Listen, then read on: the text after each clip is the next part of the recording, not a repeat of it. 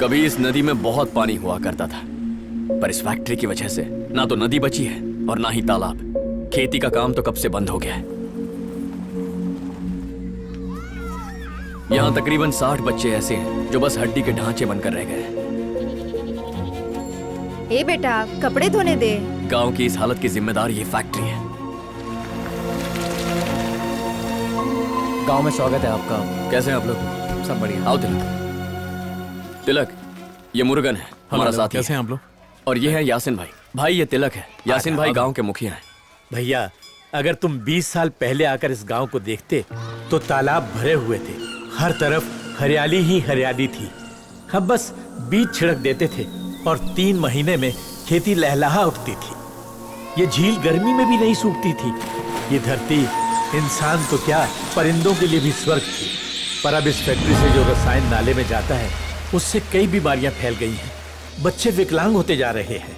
बेटा, एक समय था जब यहाँ पे अमिताभ बच्चन और राजेश खन्ना के फिल्मों के गानों की शूटिंग होती थी। सर, पहले हम लोग यहाँ मच्छी पकड़ने के धंधे में लाखों रुपए कमाते थे। अभी तो यहाँ एक मेंढक भी देखने को नहीं मिलता है। जहाँ कभी सागर की डिब्बल कबाड़ियाँ पानी से निकलती थी, वहाँ भूतिया फिल्में बनती हैं। बिल्कुल, ये फैक्ट्री जो केमिकल छोड़ती है उसे आर्सेनिक कहते हैं, जो जमीन के नीचे के पानी में चला जाता है और उस पानी को पीने से यहाँ के इन छोटे छोटे बच्चों को अलग अलग बीमारियां हो जाती हैं। सर, ये लोग सिर्फ कहानी बना रहे हैं, यहाँ ऐसा कुछ भी नहीं है। जब करीबी रिश्तेदारी में शादी होगी तो बीमारियां तो होनी ही हैं, इसलिए ये बच्चे कमजोर पैदा हो रहे हैं। सर, वैसे सरकार ने आपको कितने पैसे दिए ये बकवास करने के लिए? ये कैसी बातें कर रहे हैं? मसला था, तू यहाँ टीवी वालों को क्यों लेके आया? भैया, ये फैक्ट्री की मेहरबानी है जो हम गांव वालों को नौकरी मिल गई। एमएलए धर्म जी ने मस्जिद के लिए 2 लाख रुपए का चंदा दिया है और मंदिर में भी दान पुण्य करते हैं। अगर झील सूख गई है तो पीने के पानी के लिए कुआं खुदवा के नहीं दिया है क्या? कासिम चुप कर। उसे तू कुआं कहता है जिसका पानी जहरीला है, और एमएलए से पैसा खाकर तू फैक्ट्री का साथ दे रहा है। कितने में खुद को बेचा है? बेटा कासिम, तूने चंद रुपयों के लिए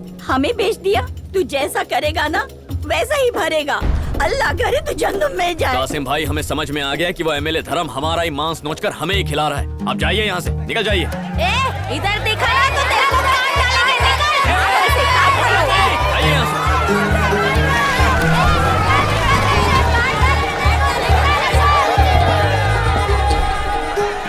जा भगा सब लोगों को। चल निकलो इधर से। चल निकलो इधर से। निकलो, मत मारिए। लगा क्या भीड़ लगा के रखा है? अरे सर, क्या बात कर रहे हैं? और कोई काम धंधा नहीं है क्या? जब से डिजिटल का जमाना आया, जिसको देखो कैमरा उठा के शूटिंग करना शुरू कर देता है। फैक्ट्री से तुम लोगों को रोजगार मिल रहा है और उसे ही बंद करवाना चाहते हो। अगर हर बात का विरोध करोगे तो तरक्की कैसे होगी? कभी सोचा तुम लोगों ने? सर, गांव के बच्चे मर रहे हैं, ऐसी तरक्की का क्या फायदा? मतलब ये फैक्ट्री से हो रहा है। जिसको देखो आजकल केमिकल कर रहा है। मेरे को एक बात बता, टॉयलेट गंदी होगी तो क्या दूध से धोएगा? सही बोले सर। अगर आपके पैर नासूर हो गए तो पैर को तो काटना पड़ेगा ना सर। तू मीडिया वाला है ना? वहाँ देखा नहीं बोर्ड लगा शूटिंग नहीं करने का? चलो निकलो निकलो यहाँ से। जाओ जाओ चलो जाओ। एक सवाल है सर। सर, एक जवाब तो चाय पानी मान लिया बंजर जमीन पर फैक्ट्री लगाना गलत नहीं है, पर ये झील तो किसी की नहीं है ना सर। तो केमिकल झील में क्यों आता है? ये तो गांव की है ना सर। और सर ये बताइए, फोटो नहीं लेने का ये नया रूल कहाँ से है? नेचर पर सबका अधिकार है। तेरे चैनल का तबला बजने वाला है क्यों बे? मुझे रूल सिखाएगा? चल निकल इधर से, जा। क्या रिकॉर्ड कर रहा है? बंद कर इसे। सबको ले जाके लॉकअप में डालू क्या? चल चल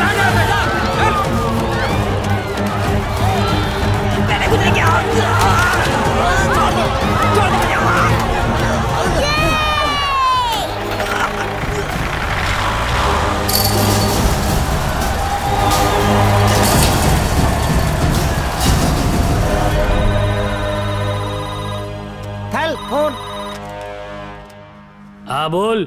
मुझसे पंगा ले रहा क्या डमरू? पंगा भी लूंगा और तुझे नंगा भी करूंगा। अब मतलब की उल्टी कर।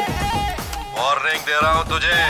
मेरी फैक्ट्री की अगर गलत न्यूज दिखाई तो चैनल बंद हो जाएगा तेरा, समझा क्या? अरे नहीं नहीं नहीं नहीं नहीं नहीं नहीं, मैं नकली को असली और असली को नकली नहीं दिखाता। जो सच है मैं बस वही दिखाता हूँ। मैं टीआरपी का नहीं, हकीकत का सेवक हूँ। आप फिक्र बिल्कुल मत कीजिए। अच्छा, धमकी दे रहा है? डमरू बजेगा तेरा। हमें चिलगोजे के छिलके तू और केल्विन जेल में रहेंगे घुल मिल के।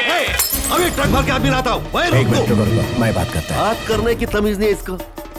सुनो मिस्टर डमरू, चोरी से किया हुआ हमारा स्टूडियो वाला शूट अगर ड्रैगन फैक्ट्री से जोड़ा तो मैं मानहानि का केस करके तुम्हारा डमरू बजाएगा। सर मैं बात करूं? केल्विन भाई, गुड इवनिंग। तिलक जैसी आवाज लग रही है ना? तिलक ही हूँ। उस वीडियो क्लिप को दिखाते ही तेरे चैनल की धज्जियां उड़ जाएंगी। अगर अपने हाथों अपनी इज्जत उतारनी है तो केस कर ले। कोर्ट में तुझे बंदर की तरह नचाऊंगा। पता है कैसे? छन पकैया छन पकैया छन पकैया छन। पड़ेंगे भटके, अब पुलिस वाले उल्टा लटका के देंगे भटके।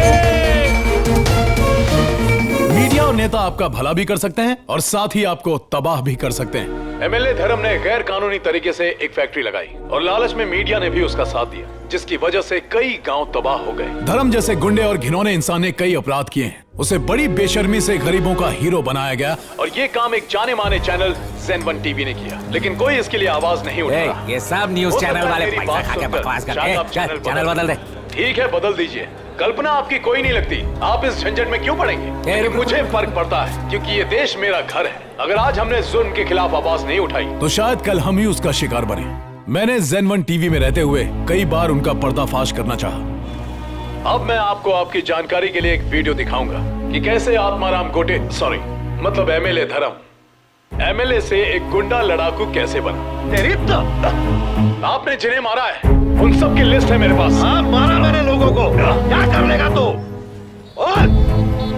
उस एमएलए धर्म के अत्याचार के खिलाफ जब अब्दुल और कल्पना ने आवाज उठाई तो उनकी हालत बद से बदतर कर दी क्या गई। करती है सरकार? हाँ? बहुत जिंदगी से गलत भरपूर काम किया इनके कल्पना साथ। जो अपने होशो हवास खो बैठी है। आंदोलन में नारे लगाने के लिए ये सबके साथ खड़ी होती थी, लेकिन जब पुलिस और गार्ड लाठी चार्ज करते थे तो ये सबसे आगे बढ़कर वार झेलती थी। अभी जो फैक्ट्री आपने देखी वो जहर उगलती है, सिर्फ और सिर्फ जहर, और उसी के खिलाफ आवाज उठाने की वजह से ही उन्होंने इसकी जिंदगी बर्बाद कर दी। एमएलए धर्म के पैसों पर पलने वाले डॉक्टर्स ने इसे गलत दवाइयां दी, जिससे इसकी ये हालत हो गई। और उन डॉक्टर्स से जब सवाल किया गया तो उन्होंने कहा कि उनसे गलती हो गई है। ये उसी धर्म का किया धरा है। क्या हो रहा है ये? ह्यूमन राइट्स कमीशन के सपोर्ट से यहाँ के पानी के सैंपल्स हमने यूनेस्को के लैब में टेस्ट के लिए भेजे हैं। उसके रिजल्ट्स जल्दी ही आ जाएंगे, तब सच्चाई आपके सामने आ जाएगी। जिस गंदगी में हम सब लिपटे हुए हैं, चलिए मिलकर उसे साफ करें। सिर्फ फेसबुक और ट्विटर पर पोस्ट करने से एक पैसे का भी फायदा नहीं होने वाला है। हमें खुद वहाँ खड़े होकर इनसे लड़ना होगा। अपने दुश्मन की आंखों में आंखें डालकर सवाल पूछने होंगे। उन्हें हमारी आंखों में आग दिखनी चाहिए। अगर हम ऐसे ही चुप रहे तो हम हमेशा के लिए उनके गुलाम बनकर रह जाएंगे। ये नहीं हो सकता।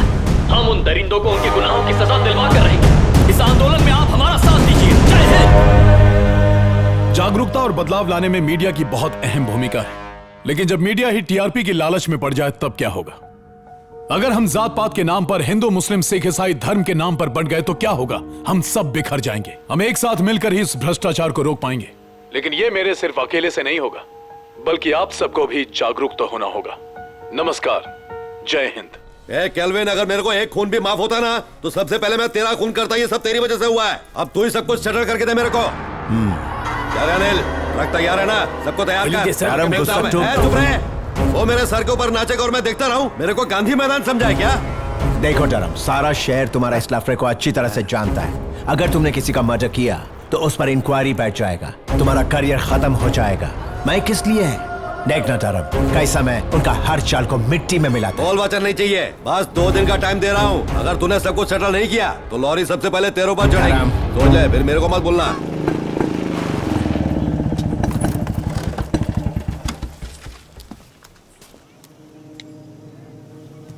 हेलो तिलक, तुम अपना टैलेंट बर्बाद कर रहे हो।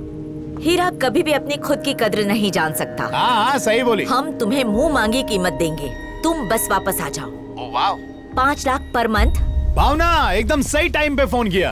एक आया की जरूरत थी जो झाड़ू पोछा और साथ में मसाज भी करे। क्यों, करेगी क्या? कुत्ते के दुम टेढ़ी की टेढ़ी।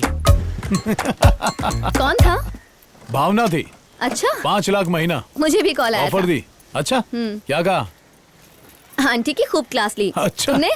मैंने उसे यहाँ बुलाया है। नहीं, गलत समझ रही है तू। उसे झाड़ू पोछे का ऑफर दिया है। वैसे भावना हरी भरी है। हाँ, अरे क्या हुआ? चल गई। Good morning Pushpa. Sir, good morning sir. Good morning good sir. Morning. तुम लोग क्यों नहीं गए? कहाँ? तुम्हारे 2 लोग तो देंती भी चले गए ना। हाँ? ये चुप रहे धारी, ये उनका फॉल्ट नहीं है। बगुले उसी तालाब पे जाते हैं जब मछलियाँ होती हैं। बोल के जाते तो फेयरवेल पार्टी देता। सर, जगन को बुलाओ। उसको क्या आवाज दे रहा है? वो तो सबसे पहले गया। क्या? I can't believe this. निशांति और आरती भी चले गए। तो तू क्यों नहीं गया? हम क्यों जाएंगे? हमको तो फोन नहीं आया। तिलक सर इधर आ। वो क्या है ना, मैं तुम लोगों को इतनी सैलरी नहीं दे सकता। तुम भी जाना चाहो तो जा सकते हो। ओके सर, मैं वैसा नहीं हूँ सर। अच्छा लगा तुम्हें अरे, देख कुछ भी। क्या हालत हो गई हाँ, है। देखो ना। अच्छा अशोक, इन लोगों की पोस्ट अपग्रेड होनी चाहिए, बाकी बाद में बात। ए जगन, ये क्या किया? तू इतना लालची कब से हो गया? जब से तरक्की मिली। एग्जीक्यूटिव प्रोड्यूसर, तनख्वाह पता है 80,000 रुपए बिना TDS काटे। वहाँ पे मिलेगी क्या? अरे छी, तुझे शर्म नहीं आती? अरे डमरू सर ने हम लोगों पर भरोसा किया और तू उनके भरोसे को तोड़कर चला गया। देख भाई, तुझे उन पर विश्वास है, मुझे इन पर विश्वास है। दोनों की भलाई इसी में है कि मैं यहाँ वफादारी निभाऊं और तू वहाँ वफादारी निभा के चिल्लर कमा के खुश रहे, ठीक है ना? चल फोन रख। अरे हमरा, बस कर रे।